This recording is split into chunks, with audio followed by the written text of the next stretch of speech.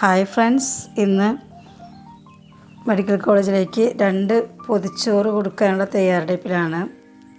അപ്പോൾ രാവിലെ തന്നെ കിച്ചണിലുള്ള തിരക്കാണ്. അപ്പോൾ അരി ആദ്യം വെള്ളത്തിലിടാം. അപ്പോൾ ഞാൻ അരി കഴുകി കുക്കറിലേക്ക് ഇട്ട് അതൊന്ന് മൂടി വെച്ച് വേവിക്കാം. 2 പൊതിച്ചോറിന് ആവശ്യമായ അരിയാണ്. ബാലൻസ് ഉണ്ടെങ്കിൽ വീട്ടിലേക്ക് എടുക്കാം. അരി കുക്കറിലേക്ക് ചേർത്തതിന് ശേഷം അത് വെന്ത് വരുമ്പോഴേക്കും നമുക്ക് കറികളൊക്കെ ഉണ്ടാക്കാം. കറി ഉണ്ടാക്കുന്നതെന്ന് ബീൻസ് മെഴുക്ക് പുരട്ടിയും പിന്നെ തക്കാളി മെഴുക്ക് പുരട്ടി, തക്കാളി ചമ്മന്തി, മുട്ട വറുത്തത്, അച്ചാർ ഇവയാണ് കൊടുക്കുന്നത്. അപ്പോൾ ആദ്യം ബീൻസ് ഒന്ന് തയ്യാറാക്കാം. ബീൻസ് ഞാൻ തലേദിവസം തന്നെ ചെറുതാക്കി അരിഞ്ഞു വെച്ചിട്ടുണ്ട്.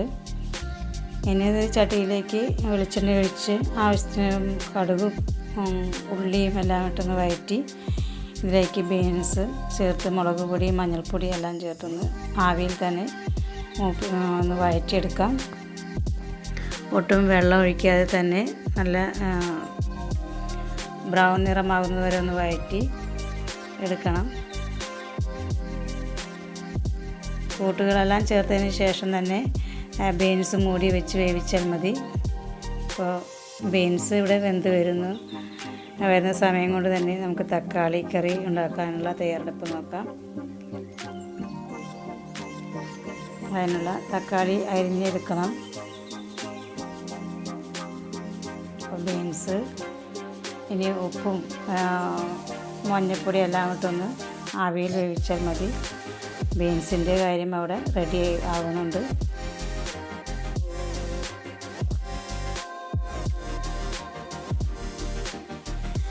ഇനി സമയം കളയാതെ പെട്ടെന്ന് തന്നെ അപ്പുറത്തെ അടുപ്പിൽ നമുക്ക് തക്കാളി ചമ്മന്തി ഉണ്ടാക്കാം.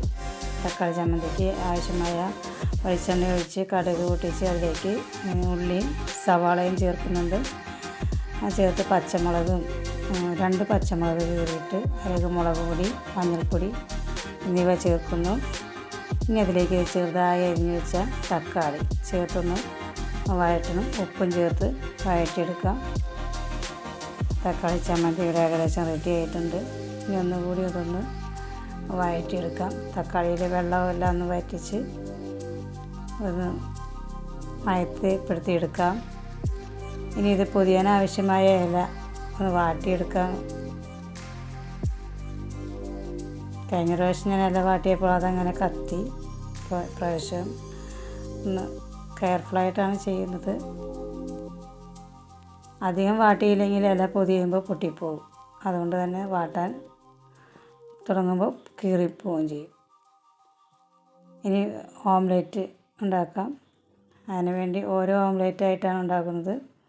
സവാള പച്ചമുളക് എന്നിവ അരിഞ്ഞ് ഇതിലേക്ക് ഒരു ടിപ്പാണ്, സ്വല്പം വെള്ളം ചേർത്ത് കഴിഞ്ഞാൽ നമ്മുടെ ഓംലെറ്റ് നല്ല സോഫ്റ്റായി കിട്ടും. നല്ല പതപതാന്നുള്ളൊരു ഓംലെറ്റ് ആവും.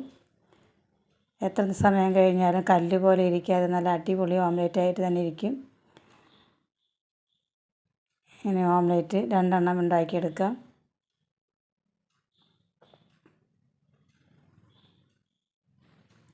ഒമ്പതരയ്ക്കാണ് കൊടുക്കേണ്ടത്. ഇപ്പോൾ സമയം 8 മണിയാകുന്നേ ഉള്ളൂ.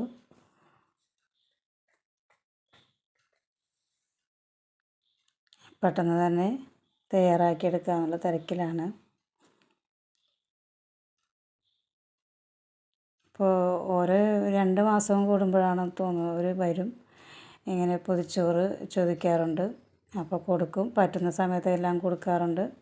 ഇതുവരെ കൊടുക്കാതിരുന്നിട്ടില്ല. അപ്പോൾ അതിലൊരു സന്തോഷമുണ്ട്.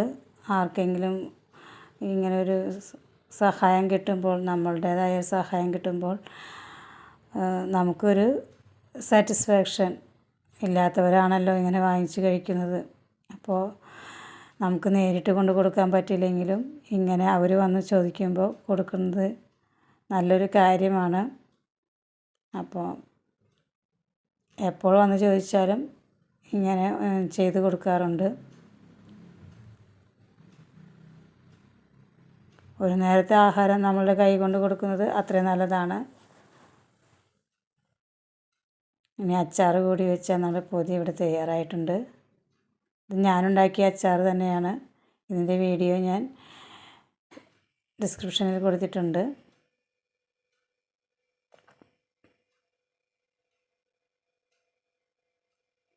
രണ്ട് പൊതിയും സൂക്ഷിച്ച് തന്നെ കെട്ടി വയ്ക്കണം. ഇപ്പോൾ ഒരുപാട് പൊതിച്ചോറുകൾ ഉണ്ടാകുന്നതാണല്ലോ, അപ്പോൾ അങ്ങോട്ടും ഇങ്ങോട്ടൊക്കെ എടുക്കുമ്പോൾ വിട്ടു പോകാനൊക്കെ സാധ്യതയുണ്ട്. അതുകൊണ്ട് നല്ല റബ്ബർ ബാൻഡൊക്കെ ഇട്ട് നന്നായിട്ട് തന്നെ ഒന്ന് വൃത്തിയാക്കി വെക്കണം. ഇനി അടുത്ത പൊതിച്ചോറും കൂടി കെട്ടാം.